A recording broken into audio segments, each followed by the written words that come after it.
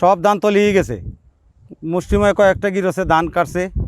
এখন সরকারের উচিত আমরা যতগুলা কৃষক আছি যারা কাটতে পারছি না আমাদের পাশে দাঁড়ান।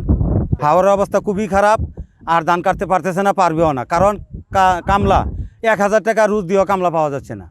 কোনো এই বাতাসে বৃষ্টির মাঝে তো ধান কাটতেছে না তারা। বজ্রপাত তো খুব বেশি বজ্রপাত হয়েছে আজকে রাত্রি, সারা রাত্রি বজ্রপাত হয়েছে।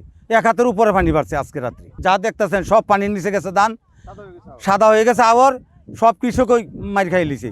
আর যে বিগত যে কৃষকগুলো রয়েছে তারাও কাটতে পারতেছে না, কারণ কামলা নাই, পানি বাড়তেছে। ধান তো আমরা সবই মনে করো খাওয়ার যে কোনো তৌফিক আছে এই ক্ষমতা নাই। আমরা যে কি খায়াম বাচ্চা কাচ্চা লইয়া, এরপরে মনে করো এই যে পানি নাও পাই না, কাটার মানুষ পাই না, সব তলিয়ে যাইতাছে। পূর্বাভাস অনুযায়ী যেহেতু বলা আছে যে ভারী থেকে অতি বৃষ্টিপাত হবে, সেক্ষেত্রে আমরা সেই আশঙ্কাটাই করছি।